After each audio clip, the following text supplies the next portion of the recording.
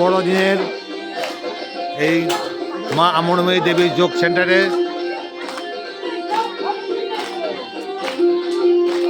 সবাই মিলে আমরা আনন্দ করছি।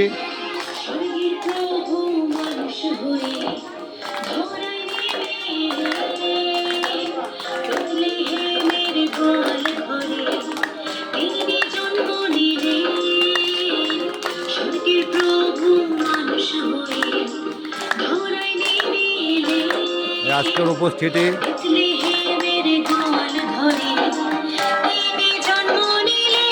ঘরেও কিছু বসা হয়।